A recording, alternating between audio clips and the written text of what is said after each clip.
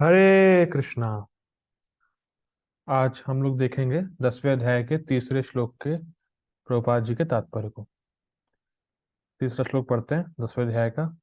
यो माम अजम अनादिम च वेत्ति लोक महेश्वरम असमूढ़ा समर्तेषु सर्व पापैः प्रमुच्यते। यो माम अजम अनादिम च वेत्ति लोक महेश्वरम असमूढ़ा समर्तेषु सर्व पापैः प्रमुच्यते। प्रभुपाद जी का अनुवाद। जो मुझे अजन्मा अनादि समस्त लोकों के स्वामी के रूप में जानता है, मनुष्यों में केवल वही मोह रहित और समस्त पापों से मुक्त होता है। तो हम लोगों ने कल टीका में देखा था कि भगवान ने अपने आप को अजन्मा अनादि और लोक महेश्वरम शब्द से ही क्यों इंडिकेट किया है। तो हम लोगों ने कल टीका में देखा था, और प्रभुपाद जी अपने तात्पर्य में एज इट इज फॉलो करेंगे इस चीज को। ठीक है, पढ़ते हैं प्रभुपाद जी के तात्पर्य। Okay. Purport by his divine grace AC Bhaktivedanta Swami Srila Prabhupada की जय। जैसा कि 7वें अध्याय में कहा गया है, मनुष्याणाम सहस्रेषु कश्चित् अतिथि सिद्धये। तो ये प्रभुपाद जी ने, ये टीका में था, हम लोगों ने देखा था कि टीका में इस प्रकार से था कि बहुत से हजारों हजारों लोग भगवान को जानने का प्रयास करते हैं, पर उनमें से कोई विरला ही जान पाता है, क्योंकि उनको भगवान के परंपरागत भक्तों का संग प्राप्त होता है। तो टीका में था, प्रभुपाद जी ने उसको एज इट इज फॉलो किया। देखिए, पढ़ते हैं आगे। जो लोग आत्म साक्षात्कार के पद तक उठने के लिए प्रयत्नशील होते हैं, वे सामान्य व्यक्ति नहीं हैं। फर्स्ट पॉइंट, वे उन करोड़ों सामान्य व्यक्तियों से श्रेष्ठ हैं जिन्हें आत्म साक्षात्कार का ज्ञान नहीं होता। और ये कभी कभी हमारे बीच में भक्त लोग भी नहीं समझ पाते।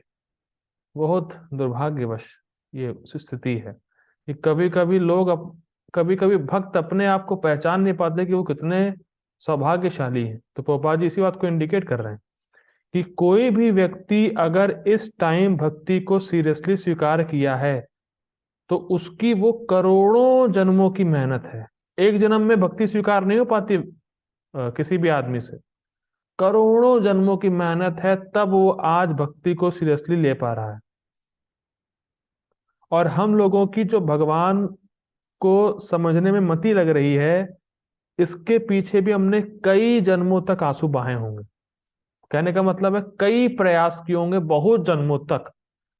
तब ये मौका आया है कि हम भगवान के भक्तों के संग में भगवान के बारे में सुन रहे हैं, और हमारी कुछ कुछ मति उस चीजों में लग रही है, भगवान को समझने में लग रही है। ये बहुत पिछला किया हुआ बहुत बैकअप है। ये बहुत मेहनत की है, करोड़ों जन्मों तक बहुत रोए हैं, बहुत प्रयास किया है, तब आज ऐसी स्थिति आई है, तब ये मौका आया है। तो अब जब ये मौका आ ही गया है, तो इस दुर्लभ मौके को बिल्कुल नहीं छोड़ना चाहिए, और कभी भी अपने आप को निम्न नहीं समझना चाहिए। ये बहुत बड़ी भूल होती है भक्तों की भी, कि हम तो बहुत निम्न हैं। देखिए, ये आर्टिफिशियली नहीं चल पाता है। कई बार लोग आर्टिफिशियल तरीके से बोलते हैं, मैं तो बहुत निम्न हूं, मैं बहुत निम्न हूं, मैं बहुत पतित हूं। देखिए, ये साक्षात्कार होता है। जब हम सुनते हैं कि जितना उच्च वैष्णव होता है वो अपने आप को वैष्णव नहीं मानता है, तो ये उसका साक्षात्कार है। आप आर्टिफिशियली तरीके से आप एक्टिंग नहीं कर सकते। आर्टिफिशियल तरीके से आप नहीं कह सकते मैं बहुत पतित हूं, ये हूं, वो हूं, ऐसा वैसा। आप अपनी स्थिति को समझिए कि आप इतने पतित नहीं हैं। आप बहुत सौभाग्यशाली व्यक्ति हैं वास्तव में। गोपाल जी क्या कह रहे हैं? करोड़ों सामान्य व्यक्तियों से श्रेष्ठ है। हम जो भक्त होता है बहुत बड़ा भाग्यवान होता है। ब्रह्मांड भ्रमित कौन भाग्यवान जीव, गुरु कृष्ण कृपा पाए भक्ति लता बीज। अपने सौभाग्य को हमेशा याद रखना चाहिए, समझना चाहिए, और भगवान कृष्ण को धन्यवाद देना चाहिए। ये पॉजिटिव एटीट्यूड लेकर चलना चाहिए हमेशा भक्ति में, कि भगवान का बहुत बहुत धन्यवाद है, हमें बहुत जन्मों के बाद एक सुनहरा अवसर प्राप्त हुआ है भगवान श्री कृष्ण की सेवा करने का। मैं पूरे उत्साह के साथ भगवान श्री कृष्ण की सेवा करूंगा। हो सकता है मेरे अंदर बहुत सारी कमी हो, लेकिन मैं अपनी कमियों को सुधार करके भगवान श्री कृष्ण की निरंतर सेवा में लगा रहूंगा। एक पॉजिटिव एटीट्यूड लेके चलना है भक्ति में, नेगेटिव नहीं कि अरे मुझसे ये हो गया, मुझसे वो हो गया, मुझसे ये हो गया, अब कैसे होगा, अब कैसे होगा, ये नहीं। जो हो गया उसको भूलिए, आगे बढ़िए, भगवान श्री कृष्ण की सेवा में लगी। ये मौका बार बार नहीं आएगा, तो इस दुर्लभ मौके को छोड़ना नहीं। देखिए, प्रभुपाद जी एक सुंदर बात बोलते थे, और उन्होंने तात्पर्य में भी कई जगह लिखा है कि भगवान को प्राप्त करने की एकमात्र योग्यता है वॉलेंटरी एंडेवर। उसको हिंदी में क्या बोलेंगे? स्वैच्छिक प्रयास। तो कोई भी भौतिक योग्यता की आवश्यकता नहीं है। जैसे उदाहरण के तौर पे, क्या इस मीटिंग में सबकी बुद्धि बराबर है? सबकी बुद्धि बराबर है? नहीं है। क्या सब में एक प्रकार का गुण है? नहीं है। क्या सबको एक बात एक तरीके से समझ में आती है? नहीं। तो आपको प्लीज ये ध्यान रखना है कि हर भक्त में एक यूनिक क्वालिटी है। या तो कोई अच्छा मृदंग बजाता होगा, या किसी को शास्त्र पढ़ने में अच्छा लगता होगा, कोई अच्छी कुकिंग करता होगा, कोई भक्त डिटी वर्शिप में अच्छा होगा, कोई बुक डिस्ट्रीब्यूशन में अच्छा होगा, कोई मैनेजमेंट में अच्छा होगा। हर भक्त अपने आप में एक यूनिक पर्सनैलिटी है, उसका एक अलग गुण है। अब ध्यान दीजिएगा, इसको आप प्लीज अपने दिमाग को खोल के उसमें डाल लीजिएगा। हर व्यक्ति का एक विशेष गुण होता है। उस विशेष गुण को आप पकड़िए और ये समझे कि मैं अपनी इच्छा से प्रयास कर रहा हूं कृष्ण को संतुष्ट करने का। बहुत इंपॉर्टेंट गुण है।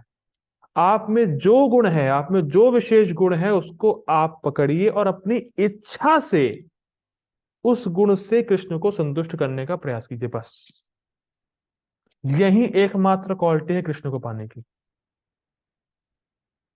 कभी नहीं सोचे कि मैं तो उसकी तरह कार्य नहीं कर पाता हूं, मैं तो उस भक्त की तरह हूं ही नहीं, तो अब कृष्ण कैसे प्रसन्न होंगे मुझसे, अब कृष्ण मुझसे प्रसन्न नहीं होंगे। नहीं, डोंट कंपेयर कि मैं उस भक्त की तरह कार्य नहीं करता, मैं उस भक्त जैसा मृदंगा नहीं बनाता बजाता, मैं उस भक्त की तरह प्रीचिंग नहीं कर पाता, मैं उस भक्त की तरह ये नहीं हूं, तो मुझसे मुझसे कृष्ण प्रसन्न नहीं होंगे।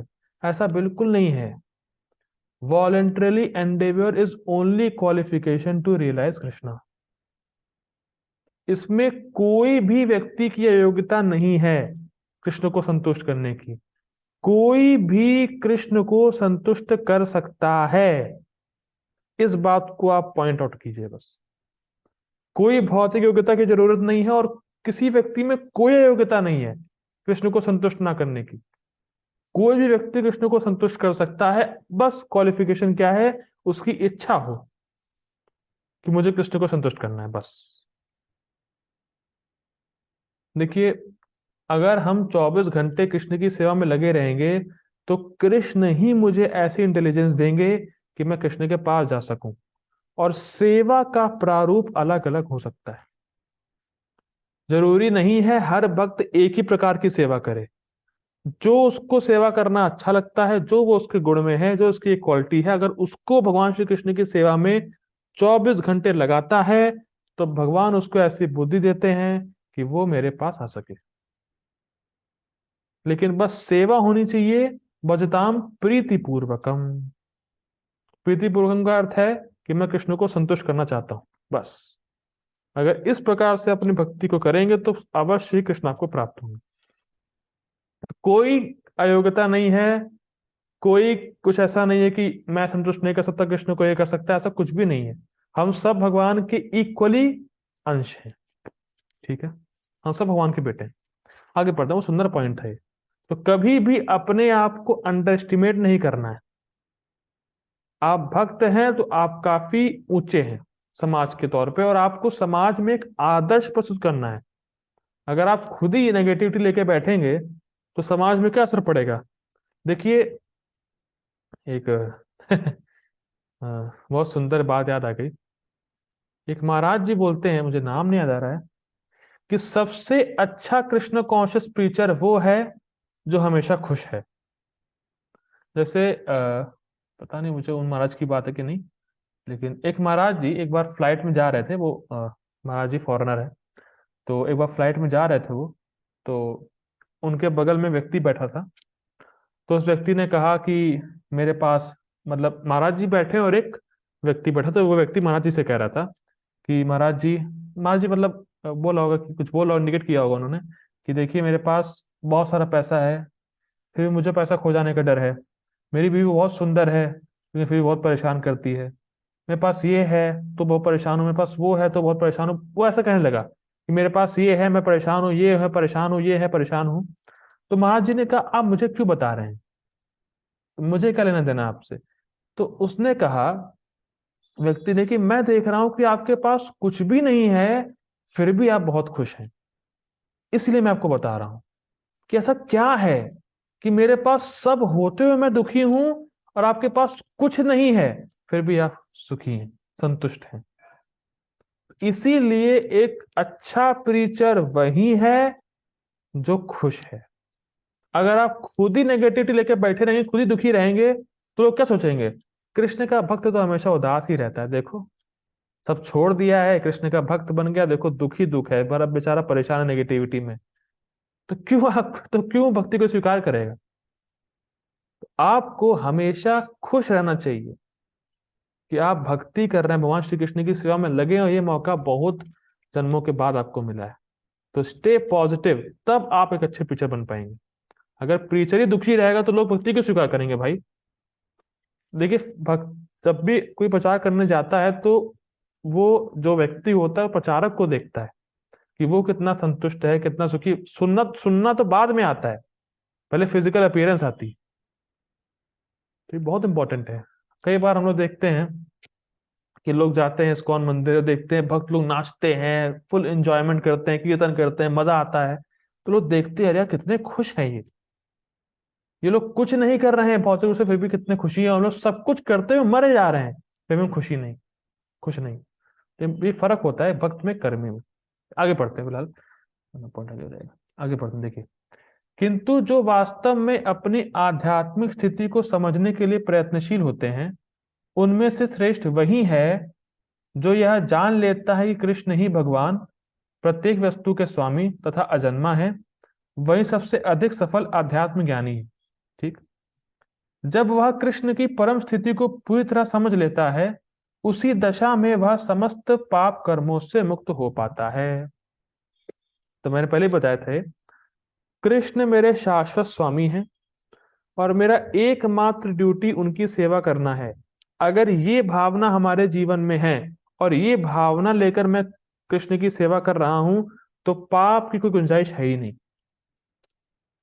मैंने कल ही बताया था, जो व्यक्ति ये समझ गया कृष्ण मेरे स्वामी है और कृष्ण सभी के स्वामी है और मेरी एकमात्र ड्यूटी कृष्ण की सेवा करना है और वो सेवा कर रहा है, तो पाप आने का सवाल ही नहीं, वो सारे पापों से मुक्त हो जाएगा। ठीक। ओके, आगे पढ़ते हैं। यहां पर भगवान को अज अर्थात अजन्मा कहा गया है, किंतु वे द्वितीय अध्याय में वर्णित उन जीवों से भिन्न है जिन्हें अज कहा गया है। यह ताराओं की टीका से आपको अज का शब्द है कि बद्ध जीवों से भगवान अपने आप को अलग कर रहे हैं, पर सेम पॉइंट को इंडिकेट कर रहे हैं यहाँ पे। भगवान जीवों से भिन्न है क्योंकि जीव भौतिक आसक्ति वश जन्म लेते तथा मरते रहते हैं। ठीक। बद्ध जीव अपना शरीर बदलते रहते हैं, किंतु भगवान का शरीर परिवर्तनशाली नहीं है। यहां तक कि जब वे इस लोक में आते हैं तो भी उसी अजन्मा रूप में आते हैं। इसलिए चौथे अध्याय में कहा गया है कि भगवान अपनी अंतरंगा शक्ति के कारण अपराशक्ति माया के अधीन नहीं है, अपितु पराशक्ति में रहते हैं। तो बड़ा स्पष्ट है, हम लोग पढ़ चुके हैं। ठीक है, आगे पढ़ते हैं। इस श्लोक में वेत्ति लोक महेश्वरम शब्दों से सूचित होता है कि मनुष्य को यह जानना चाहिए कि भगवान कृष्ण ब्रह्मांड के सभी लोकों के परम स्वामी हैं। वे सृष्टि के पूर्व थे और अपनी सृष्टि से भिन्न है। इसको समझिए, बहुत सुंदर लाइन है गोपाल जी की। एक जगह वेदों में एक मंत्र आता है, स इक्षिता बहुश्यामा। भगवान के लिए आता है। स इक्षिता बहुश्यामा, उन्होंने देखा और सृष्टि हो गई। भगवान कृष्ण के लिए आता है कि उन्होंने देखा और सृष्टि हो गई। तो मतलब उनकी आंखें भौतिक नहीं हैं। सृष्टि से पहले उन्होंने देखा, इसका मतलब उनकी आंखें हैं। ठीक। पर आंखें किसी भौतिक तत्व से नहीं बनी हैं, क्योंकि उनके देखने के बाद भौतिक तत्व आए। तो वो सृष्टि के पूर्व भी हैं और सृष्टि से भिन्न भी है, क्योंकि उन्होंने देखा तब सृष्टि हुई। ठीक। सारे देवता ऐसी भौतिक जगत से उत्पन्न हुए, किंतु कृष्ण अजन्मा है। फलतः वे ब्रह्मा तथा शिव जी जैसे बड़े बड़े देवताओं से भी भिन्न है। और चूंकि वे ब्रह्मा शिव तथा अन्य समस्त देवताओं से सृष्टा हैं, देवताओं के सृष्टा हैं, अतः वे समस्त लोकों के परम पुरुष हैं। उन्होंने कल टीका में देखा था। ठीक। अतएव श्री कृष्ण उस हर वस्तु से भिन्न है जिसकी सृष्टि हुई है, और जो उन्हें इस रूप में जान लेता है, वह तुरंत ही सारे पाप कर्मों से मुक्त हो जाता है। ठीक। परमेश्वर का ज्ञान प्राप्त करने के लिए मनुष्य को समस्त पाप कर्मों से मुक्त होना चाहिए। अब कल एक प्रश्न आया था कि जो अगर परंपरा में ज्ञान ले और नहीं समझे तो, देखिए प्रभुपाद जी क्या कह रहे हैं। परमेश्वर का ज्ञान प्राप्त करने के लिए मनुष्य को समस्त पाप कर्मों से मुक्त होना चाहिए। देखिए समझिए इस बात को। जितना दृढ़ता से हम चार नियम का पालन करेंगे और जब करते रहेंगे, और जितना हृदय शुद्ध होगा या जितनी मात्रा में हृदय से गंदगी निकलेगी, उतनी मात्रा में ही भगवान की बातें हमें समझ में आती। क्लियर कट बात है। अगर हमारा हृदय अशुद्ध है तो हमें हमेशा संदेह होता रहेगा। मान लीजिए मेरा हृदय बहुत दूषित है, भोगों में लगा हुआ हूं, तो मैं शास्त्रों की बात और परंपरा के भक्तों से सुनूंगा तो, लेकिन हर बार ये संदेह होगा, ये कैसे हुआ, यहाँ पे तो ये लिखा है, अब ये लिखा है, अब ऐसा है, अब वैसा है, ये क्या है, वो क्या है, हर बात में कैसे क्यों संदेह होता रहेगा। भगवत गीता में तो ये लिखा है, शिव पुराण में तो ये लिखा है, यहां तो ये लिखा है, वहां तो वो लिखा है, प्रश्न होता रहेगा। अगर हृदय दूषित है, सुनने के बाद भी संदेह बना रहेगा। और जितनी गंदगी साफ होगी, उतनी शास्त्रों में सहज श्रद्धा होगी। ये बहुत इंपॉर्टेंट बात है ये। इसीलिए कभी कभी भक्तों में भी जो अच्छा जप नहीं करते हैं, मतलब अच्छा जप करने का मतलब है जो ध्यान पूर्वक जप करने का प्रयास नहीं करते हैं या चार नियम का पालन नहीं करते हैं, उनको भी कभी कभी शास्त्रों की बात में संदेह हो जाता है। ये बहुत इंपॉर्टेंट बात है, बहुत इंपॉर्टेंट बात है। जितना हृदय शुद्ध होगा, उतनी मात्रा में हमारी श्रद्धा सहज होगी। सहज मतलब ये बिल्कुल सही है, गीता सही तो है, अब बिल्कुल सही है, इससे ऊपर कुछ है ही नहीं प्रमाण, मतलब अब प्रमाण की जरूरत है ही नहीं, गीता में लिखा है तो है। इस प्रकार की श्रद्धा। अगर हृदय दूषित है, गंदा है, तो श्रद्धा होती ही नहीं। अरे आप ये बोलते हैं, फिर कभी ये बोलते हैं, अभी आप ऐसा बोले, अभी आप ऐसा बोले, भगवान ने अभी ये किया, भगवान ने वो किया, हमेशा क्वेश्चन, कुछ भी सुनेगा तुरंत क्वेश्चन। तो ये हृदय गंदगी की वजह से हो रहा है। और जितना हृदय साफ होगा, उतनी मात्रा में सुनते ही श्रद्धा हो जाएगी, क्योंकि प्रमाण नहीं चाहिए होगा। जैसे हम लोगों ने जब भक्तों से सुना कि हम शरीर नहीं है, आत्मा है, तो सहज श्रद्धा हुई, फिर कोई और प्रमाण की जरूरत नहीं हुई। तो उन्होंने गीता से कोट किया, तो हाँ ये भगवान श्री कृष्ण कहते हैं, बात सही है, तुरंत श्रद्धा हो गई। क्यों? क्योंकि हमारा हृदय इतना दूषित नहीं था। तो ये बहुत इंपॉर्टेंट बात है प्रभुपाद जी बोलते थे इस बात को, purity is the force to continue our own Krishna consciousness. जितनी मात्रा में हमारी प्योरिटी होगी, उतनी मात्रा में हम कृष्ण कॉन्शियस को और उत्साहपूर्वक कर पाएंगे, और उतना ही लोगों को प्रचार कर पाएंगे। बहुत इंपॉर्टेंट बात है। प्योरिटी इज द फोर्स, पापा जी कहते थे। तो इसीलिए अगर कोई भक्त नहीं अगर कोई व्यक्ति नहीं समझता है, स्टार्टिंग स्टार्टिंग में तो कहते हैं भाई नाम जप करो और प्रसाद खाओ, जिससे कि इसका हृदय धीरे धीरे शुद्ध होगा। तो जब वो सुनेगा तो उसकी श्रद्धा सहज हो जाएगी। ठीक है। तो कल का प्रश्न था, तो उसको पापा जी कहते भी हैं इसमें। जैसा कि भगवत गीता में कहा गया है कि उन्हें केवल भक्ति के द्वारा जाना जा सकता है, किसी अन्य साधन से नहीं। ओके, हरि बोल। हरे कृष्ण प्रभु जी, आपको मेरी आवाज आ रही है? हरे कृष्ण। हरे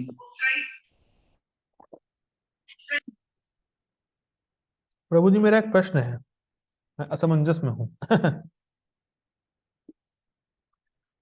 प्रश्न ये है, अगर हमें अग्नि जलानी है, फायर, तो मैं क्या करूं? आपके पास चार चार ऑप्शन मैं दे रहा हूं आपको। आपको बताना है मैं क्या करूं उसमें से। फर्स्ट ऑप्शन है पानी डालूं। सेकंड ऑप्शन है चाकू चलाऊं। थर्ड थर्ड ऑप्शन है मैं घास काटूं।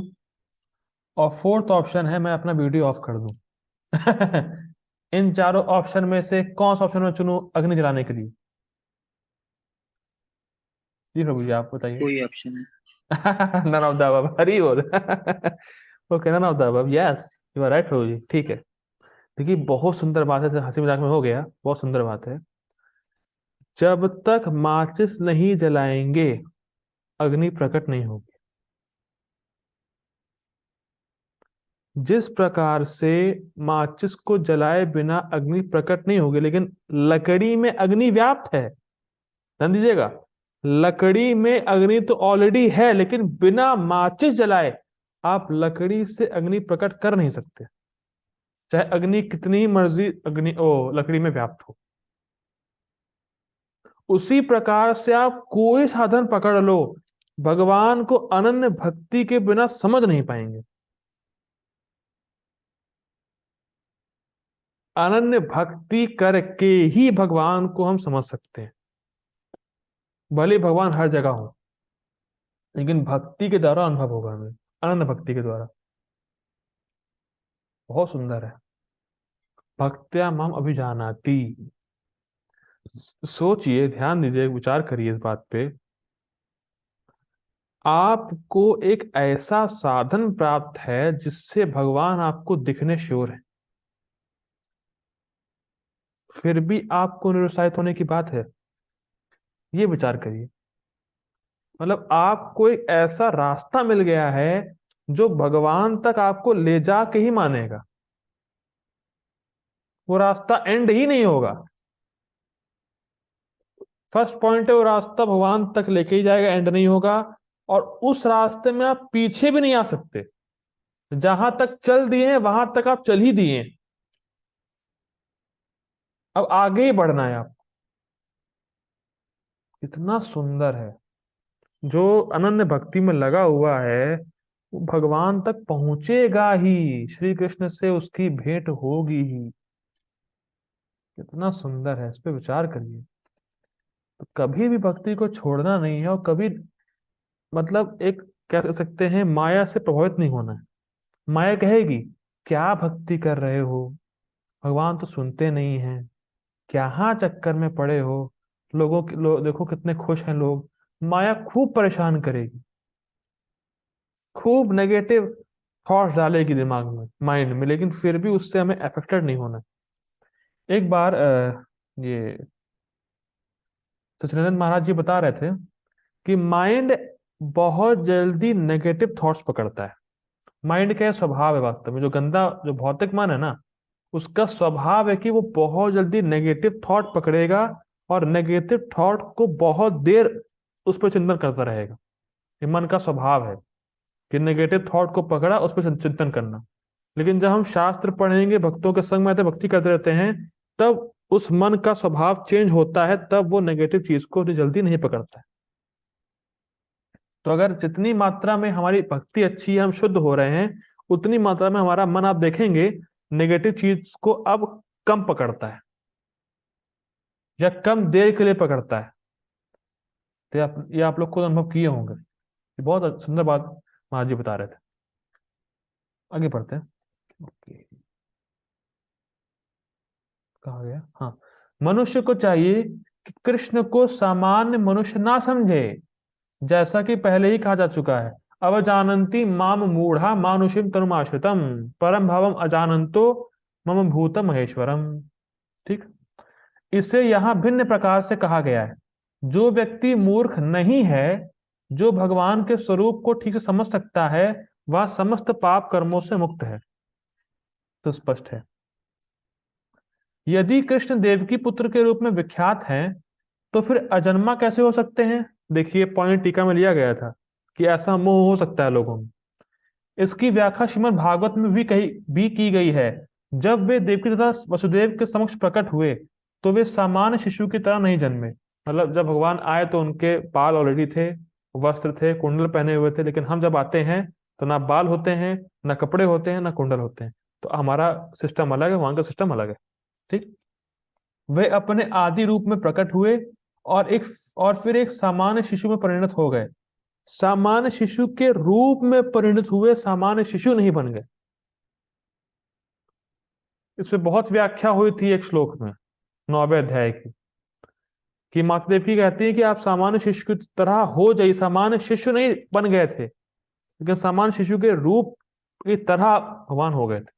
ठीक है, ये बहुत चर्चा हुई थी इसकी। कृष्ण की ये बहुत सुंदर है। कृष्ण की अध्यक्षता में जो भी कर्म किया जाता है वह दिव्य है। बहुत सुंदर। जिस कार्य के पीछे हमारा इंटेंशन कृष्ण को प्रसन्न करना है, वो कैसा भी कार्य हो, तुरंत दिव्य हो जाएगा। भाई जैसे कोई व्यक्ति, कोई भक्त मंदिर में बर्तन मांज रहा हो और उसके माता पिता आए, हैं तुम बर्तन मांज रहे हो? इस्कॉन वालों ने तुम्हें बर्तन मांजने के लिए रखा हुआ है, तुम नौकर हो इस्कॉन में? मान लीजिए कोई ऐसा प्रश्न करे। मान लीजिए कोई भक्त, उसने घर पे कभी कोई काम ना किया हो, क्योंकि इस्कॉन ने बर्तन मांज रहा हो मंदिर में, तो उसके माता पिता हैं, बर्तन मांजने का काम दिया तुम्हें इस्कॉन वालों ने? छी छी छी छी छी, तुम क्या काम कर रहे हो यहाँ पे? तो अब वो समझ नहीं रहा है कि जो बर्तन मांजना भी है वो दिव्य है, क्योंकि ये भगवान श्री कृष्ण की सेवा के लिए है। तो जो कर्म भगवान श्री कृष्ण की प्रसन्नता के लिए किए जाते हैं वह तुरंत दिव्य हो जाते हैं। और ये नजरिया या ये विजन या ये दृष्टि केवल भक्तों में ही होती, क्योंकि वो शास्त्र को जानते हैं। सामान्य रूप से लोग बहुत कुछ कह सकते हैं। जैसे जब मेरे शहर में, मेरे होम टाउन में एक बार रथ यात्रा आई थी, तो हम लोग वो डिस्ट्रीब्यूट कर रहे थे। तो मेरे भैया थे, घर से वो भैया मतलब बाइक लेके निकले। देखा उन्होंने मुझे, हैं तुम सड़कों पे किताबें बांटते हो? तुमने ये काम नया शुरू कर दिया है, सड़कों पे किताबें बांटोगे? इतने गरीब हो गए तुम? ये वो खूब फिर उन्होंने बोला, लेकिन वो समझ नहीं रहे हैं ये दिव्य है। ये दिव्य है वास्तव में, ये श्री कृष्ण के लिए, ये भगवान के लिए। तो ये नजरिया कि बुक बांटना या गुरु को प्रसन्न करना या भक्ति करना, लोगों को प्रचार करना। और कभी कभी तो लोग प्रश्न ये भी करते हैं, भाई फ्री में कितना क्लास दे रहे हो जो कर्मी होते हैं? अरे कम से कम रुपए तो लो, फ्री में समय खराब करते हो अपना। वो समझ नहीं रहे भगवान श्री कृष्ण की सेवा है, ये दिव्य है। ठीक है, आगे पढ़ते हैं। बहुत बातें बोलने के लिए, लेकिन वह शुभ या अशुभ फलों से दूषित नहीं होता, मतलब उसको कोई कर्म फल नहीं लगता। इस जगत में शुभ या अशुभ वस्तुओं का बोध बहुत कुछ मनोधर्म है, क्योंकि इस भौतिक जगत में कुछ भी शुभ नहीं है। ये भौतिक जगत ही अशुभ है, तो इसमें कुछ शुभ है ही नहीं। गोपाल जी इसको बोलते थे वेट स्टूल और ड्राई स्टूल। हरे कृष्ण प्रभु जी। हरे कृष्ण। प्रभु जी, आप वेट स्टूल छूना चाहेंगे या ड्राई स्टूल छूना चाहेंगे? दोनों नहीं। बताइए। दोनों नहीं छूना चाहेंगे, करेक्ट। क्योंकि दोनों ही खराब है भाई।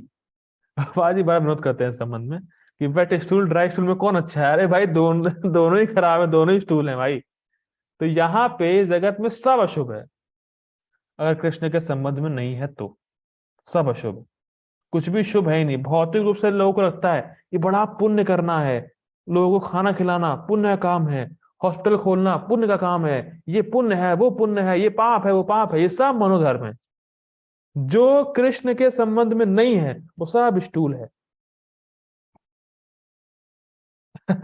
एक बार एक संबंध में प्रभुपाद जी एक शिष्य थे, उन्होंने कहा कि महाराज, वो श्रील प्रभुपाद, तो कृष्ण तो कितने अच्छे हैं, लेकिन फिर भी उन्होंने ये खराब जगत क्यों बनाया है? तो प्रभुपाद जी ने विरोध में कहा कि आप कितनी सुंदर लड़की हैं, लेकिन फिर भी आप तो स्टूल पास करती है ना, कितना गंदा होता है। तो उन्होंने कहा कि तो जो ये भौतिक जगत कृष्ण का स्टूल है, ऐसा समझ लीजिए, प्रभुपाद जी बोलते हैं विनोद में। तो ये बिल्कुल खराब है, जगत ही खराब है, ठीक है ना। प्रत्येक वस्तु अशुभ है, क्योंकि प्रकृति स्वयं ही अशुभ है। हम इसे शुभ मानने की कल्पना मात्र करते हैं बस। वास्तविक मंगल तो पूर्ण भक्ति और सेवा भाव से युक्त कृष्ण भावना अमृत पर ही निर्भर करता है। अतः यदि हम तनिक भी चाहते हैं कि हमारे कर्म शुभ हों, तो हमें परमेश्वर की आज्ञा से कर्म करना चाहिए। ये बहुत सुंदर बात है। अगर हम वास्तविक रूप से अच्छे कर्म करना चाहते हैं, जो शुभ है, जो रियली में शुभ है, जो हम सोच नहीं रहे हैं, ऐसे कर्म जो रियली में शुभ हैं, तो वो हम तब कर पाएंगे जब हम भगवान की आज्ञा से कर्म करेंगे। और ऐसी, अब भगवान की आज्ञा क्या है? इसके लिए शास्त्रों को सुनना पड़ता है। इसीलिए मैं कहता हूं, अगर श्रवण नहीं होगा, आपकी जितनी सेवा है वो सब कर्म बन जाएगा, क्योंकि उसमें से भावना निकल जाएगी कि मैं कृष्ण के लिए कर रहा हूं। और हम लोग देख चुके हैं, जो कृष्ण की अध्यक्षता में होते हैं वो कर्म दिव्य होते हैं।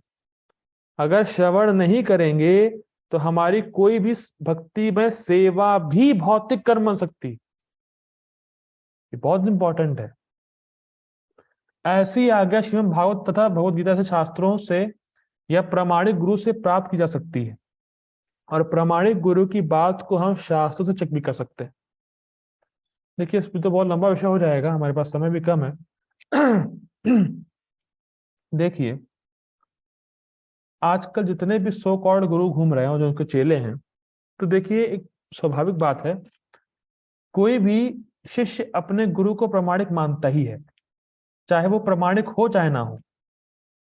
जैसे एक भक्त बता रहे थे कि वो कहीं प्रीचिंग करने गए थे, तो एक व्यक्ति उनको मिला, तो उन्होंने कहा कि मेरे जो गुरु बोले हैं भगवान निराकार है। तो भक्त ने कहा, भाई शास्त्रों में कहाँ लिखा है, कहाँ वर्णन है? नहीं नहीं नहीं, मेरे गुरु बोले हैं, बस मेरे गुरु की वाणी। तो हर शिष्य अपने आप अपना गुरु को प्रामाणिक मान रहा है, लेकिन हम गुरु की बात को शास्त्रों से चेक कर सकते हैं, और चेक करना चाहिए। वास्तविक गुरु वो है जो शास्त्रों की बात ही बोले। बहुत इंपॉर्टेंट बात है, बहुत इंपॉर्टेंट बात है। चूंकि गुरु भगवान का प्रतिनिधि है, अतः उसकी आज्ञा प्रत्यक्षता परमेश्वर की आज्ञा होती है। लेकिन अगर वो प्रामाणिक है, फिर रिपीट कर रहा हूं, अगर कोई गुरु प्रामाणिक है, तब उसकी आज्ञा परमेश्वर की आज्ञा हो सकती है, क्योंकि परमेश्वर की आज्ञा शास्त्रों में है। और गुरु जब तक शास्त्रों से नहीं बोलेगा, वो रास्कल गुरु है। तो ऐसा कोई गुरु जिसको शास्त्र पता ही नहीं है, जो शास्त्र पढ़ता ही नहीं है, जो प्रामाणिक ग्रंथ उठाता ही नहीं है, वो रास्कल है। रास्कल है, सिंपल।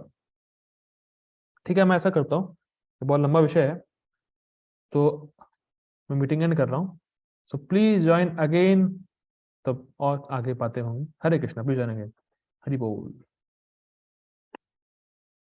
हरे कृष्णा। तो बात यहाँ पे हो रही थी कि जो प्रामाणिक गुरु है वो शास्त्र की बात को बोलेगा, ठीक है। गुरु, साधु तथा शास्त्र एक ही प्रकार से आज्ञा देते हैं। इन तीनों स्रोतों में कोई विरोध नहीं होता। बहुत सुंदर बात है। महाराज जी बोलते हैं आजकल कोई भी व्यास गद्दी पे बैठ जाता है और भाषण देता है, प्रवचन करता है, लेकिन प्रवचन कैसे होते हैं? भगवान निराकार है। इतने रास्कल होते हैं जो व्यास देव हैं, उन्होंने भागवतम के पहले ही श्लोक में कह दिया सत्यम परम धीमहि, मैं उस भगवान वासुदेव का ध्यान करता हूं। और उन्होंने पूरे भागवतम में भगवान के गुणों के बारे में बताया है। पूरे भागवतम में भगवान और भक्त का संबंध। व्यास देव के नाम पे व्यास गद्दी पे बैठ के व्यास देव जो बोले हैं उसके खिलाफ बोल रहे हैं रास्कल। अब बताइए, तुम बैठे व्यास गद्दी पे हो, अपने आप को व्यास देव का प्रतिनिधि बता रहे हो, लेकिन जो व्यास देव ने बोला है उसके जस्ट उल्टा बता रहे हो। कितने बड़े रास्कल हो भाई। ये हाल है, वो लोग स्वीकार करते हैं उसको। तो गुरु साधु और शास्त्र एक ही प्रकार से, मतलब तीनों एक ही बात बोलेंगे। कोई विरोध नहीं कि शास्त्रों में कुछ लिखा है, साधु कुछ बोल रहा है, गुरु कुछ बोला ना। कोई विरोध नहीं है, एक ही सार है श्री कृष्ण की भक्ति। वेदेश सर्वेर अहम एव वेद्यो वेदांत कृत वेद विद एव चाहम। वेदों का सार है भगवान श्री कृष्ण की भक्ति, भगवान श्री कृष्ण को जानना। गुरु प्रमाणिक गुरु भी यही बोलेगा, शास्त्र भी यही बोलेगा, साधु भी यही बोलेगा।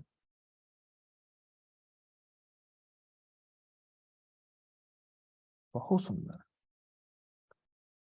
देखिए, कभी कभी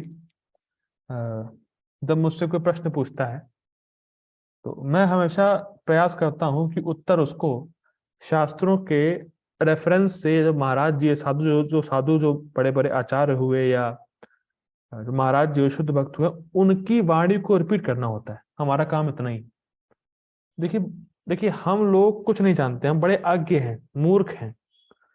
अगर हमसे कोई प्रश्न भी पूछे तो हमारा इतना ही कर्तव्य बनता है कि हम तो या तो शास्त्र की बात बोलें, या जो हमने सुना है गुरु से वो बोले, या जो साधु बोलते हैं वो बोले। वो तीनों एक ही है। गुरु की वाणी, साधु की वाणी और शास्त्र जो बोल रहा है वो तीनों एक ही सामंजस्य है। प्रामाणिकता इसी से प्रूफ होती है। तो इसीलिए जब भी आपसे कोई प्रश्न किया जाए, अगर आपको उत्तर देना है तो शास्त्रों का रेफरेंस उसको जरूर दिया करें। और तब उन लोगों को विश्वास होता है कि ये व्यक्ति ठगेगा नहीं आपको। क्योंकि आप देखिए, जो भी सो कॉल्ड रास्कल हैं, वो शास्त्रों का प्रमाण कभी नहीं देंगे, कभी देते ही नहीं है। उनको शास्त्र पता ही नहीं है, वो अपने मनगढ़ंत कुछ भी बोलते हैं। लेकिन जो व्यक्ति शास्त्रों का प्रमाण देता है तो लोग उनसे बड़ा प्रसन्न होते हैं कि अरे यार शास्त्रों की बात बोल रहा है। ये पर्सनली अनुभव किया है। तो जब भी आपसे कोई प्रश्न किया जाए तो आप शास्त्रों के प्रमाण से उसको बताएं। देखिए, सुनिएगा ध्यान से, हम अपने को सत्य प्रमाणित नहीं करना चाहते, हम सत्य जानने के लिए शास्त्र पढ़ रहे हैं। We don't want to prove our self कि हाँ हम बहुत कुछ जानते, हम सत्य बोलते हैं। हम अपने आप को सत्य प्रमाणित करने के लिए नहीं बोल रहे हैं दूसरों को। हम शास्त्र पढ़ रहे हैं सच जानने के लिए। सत्य जानने के लिए शास्त्र पढ़ा जाता है, अपने आप को सत्य प्रूफ करने के लिए नहीं पढ़ा जाता शास्त्र, या नहीं बताया जाता है। ये फर्क है प्रामाणिकता में और सो कॉल्ड रास्कल में। जो रास्कल डम लोग होते हैं सोचते हैं कि मैं समाज में कैसे बड़ा बनूं, मैं कैसे फॉलोवर इकट्ठा करूं, लोग कैसे समझे कि मुझे सब कुछ आता है। ना, हमें कुछ नहीं आता है, भगवान को सब आता है। भगवान परम प्रमाण है, जो भगवान ने बोला है हमारा काम है उसको रिपीट करना बस। हम अपने आप को सत्य प्रमाणित नहीं करना चाहते कि हम बहुत बड़े खिलाड़ी हैं, बहुत बड़े ज्ञानी हैं, बहुत बड़े भक्त हैं। ऐसा कुछ नहीं है। हम तो सत्य जानने के लिए, भक्ति करने के लिए शास्त्र पढ़ रहे हैं, भक्ति में लगे रहने के लिए शास्त्र पढ़ रहे हैं। और यही शास्त्रों की बात, गुरु की बात, भगवान की बात हमें बस एज इट इज रिपीट करनी दूसरों को बस। अपना कुछ ऐड नहीं करता। जहां आपको लगे कि हमें नहीं पता, आप मना कर दीजिए, मुझे नहीं पता, यहाँ यहाँ तक मेरी अंडरस्टैंडिंग है, मुझे इतना समझ में आया है, मैं आपको बता रहा हूँ, बस खत्म। अपने आप को महान प्रूफ करना ये बहुत बड़ी मिस्टेक है, क्योंकि महान है नहीं ना। ठीक, आगे बढ़ते हैं। इस प्रकार से किए गए सारे कार्य इस जगत के शुभ अशुभ कर्म फलों से मुक्त होते हैं। कर्म संपन्न करते हुए भक्त की दिव्य मनोवृत्ति वैराग्य की होती है। ये संन्यास मतलब वैराग्य मतलब कि सारी वस्तुएं श्री कृष्ण की हैं और मुझे उनकी सेवा में लगाना है, इसे संन्यास कहते हैं। जैसा कि भगवत गीता के 6वें अध्याय के प्रथम श्लोक में कहा गया है कि जो भगवान का आदेश मान के कोई कर्तव्य करता है और जो अपने कर्म फलों की शरण ग्रहण नहीं करता, वही असली सन्यासी है। मतलब अपने कर्म फलों को भगवान को समर्पित करता है, कोई भी कर्म कर्म फलों को भोगने के लिए नहीं करता है, वो सन्यासी, वही असली सन्यासी है।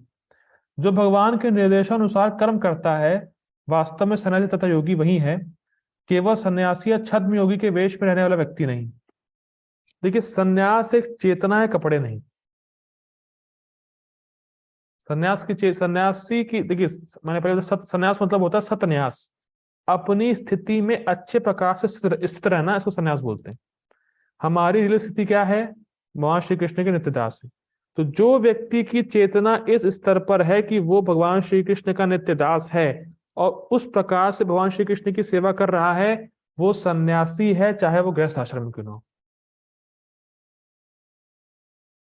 डज नॉट मैटर कि आपको सन्यासी होने के लिए ऑरेंज पहनना है। सन्यास एक स्थिति है, चेतना का लेवल है। सतन्यास अपने स्थिति में अच्छे प्रकार, अपने वास्तविक स्वरूप में अच्छे प्रकार से स्थित रहना, इसको सन्यास बोलते हैं। तो जो इस प्रकार से भगवान के आदेशानुसार, गुरु के निर्देशानुसार, शास्त्रों के निर्देशानुसार भगवान की सेवा करता है, वो सन्यासी है, चाहे वो गृहस्थ आश्रम में क्यों ना हो। गृहस्थ भी सन्यासी हो सकता है। ठीक है, ठीक है, हम लोग ये रुकते हैं। जगत गुरु श्रील प्रभुपाद की जय, श्री भगवद गीता की जय। हरे कृष्णा। Okay, wait.